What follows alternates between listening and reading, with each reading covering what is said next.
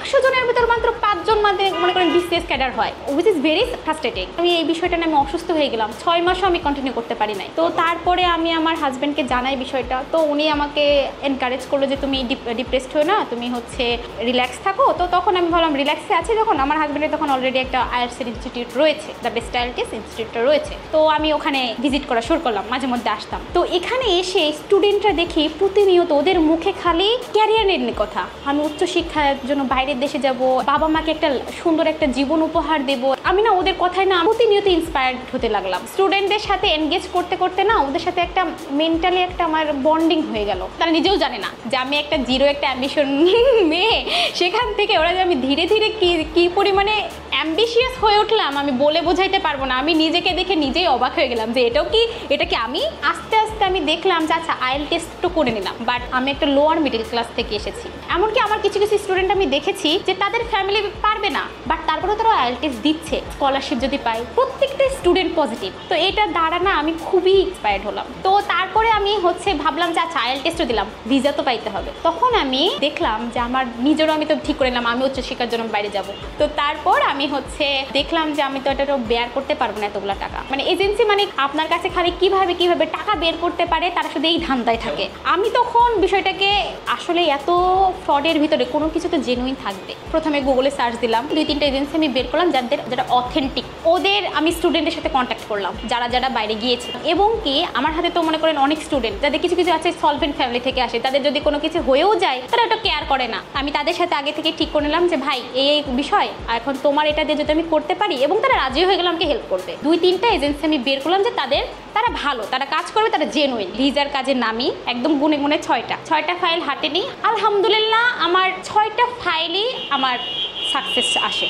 তো আমি যেহেতু কমিউনিকেট করতে পারি, আমি স্টুডেন্টদের সাথে এজেন্সির সাথে নিয়মিত আমি কমিউনিকেশন, স্টুডেন্টরা এই ফাইলটা দিচ্ছে কিনা, এই ডকুমেন্টটা রেডি রাখছে কিনা, তারপরে এজেন্সির সাথে মিটিং করানো, দরকার হলে প্রয়োজনে আমি তাদেরকে নিয়ে বেরিয়েছি। সত্যি কথা বলতে আমি খুবই লাকি যা, কারণ আমি যদি একটা ফাইলে যদি মনে হয় আমার মিস হয়ে গেলে আমি হয়তো হতাশ হয়ে যাইতাম। শতভাগ সফলতা পেয়েছি এবং আমার মনে হয় এটা মানে সৃষ্টিকর্তাও চান আমি এটাতে থাকি, আমি এই কাজটা করি। মানে এমনও হয়েছে আমি তাদেরকে কাউন্সেলিংও করছি বিভিন্ন সমস্যা। তো আমার ফিলোসফি নিয়ে পড়া তো কিছুটা আমার ওই যে মেন্টালি কানেক্ট ওটা আমি একটু পারতাম আর কি। রিডিং পর্যন্ত একটা লাইন পড়তে পারতাম না। সেই ছেলে আইএলটিএস দিয়ে একটা রেজাল্ট করে বাইরে উচ্চতর শিক্ষার জন্য যাচ্ছে। Isn't it a great thing? যে মানুষ যখন পরিশ্রমের পর যে জিনিসটা পায়, এবং আমি তার মাধ্যম হয়েছি। মানে পুরাপুরি মানুষ যে ড্রাগ এডিক্টেড হয়ে যায় না, আমি না এইটার প্রতি এডিক্টেড হয়ে গেলাম, এই ক্যারিয়ারের প্রতি। যে ভাই আমি যদি স্টুডেন্টদেরকে এই সফলতা পর্যন্ত এনে দিতে পারি, একটা পজিটিভ ভাইব যে আসে না আপনার ভেতর থেকে, তখন না আপনি না খেয়ে থাকলো 3 মাস না খেয়ে থাকলো যে আপনি ইয়েটা পড়ে যান না, একটা ইয়েতে পড়ে যান, সেখান থেকে আপনি হঠাৎ করে যেন চাঙ্গা হয়ে যান, একটা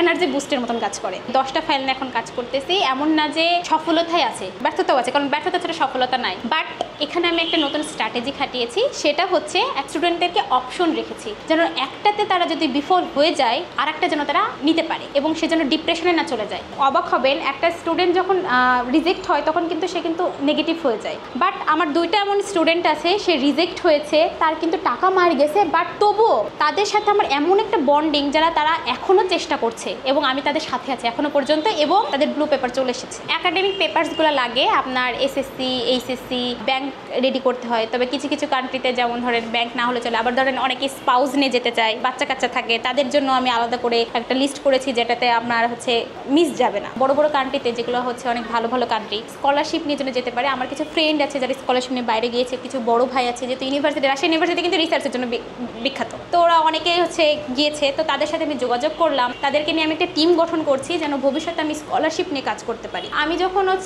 রিসার্চ করি কান্ট্রি নিয়ে, তখন দেখি যে এই কিছু কান্ট্রি আছে যে কাজগুলো খুবই সলিড। তো আমি সেই হিসাবে সেই পেপারসগুলো সেভাবে রেডি করি। আমাদের 15টা কান্ট্রি আছে যেটাতে আমরা উইদাউট সার্ভিস চার্জ ভিসার কাজ করছি। শুধু একটা আপনাকে সিনসিয়ার থাকতে হবে যে আমি বাইরে যাব, বাদ বাকি দায়িত্ব আমরা নিব।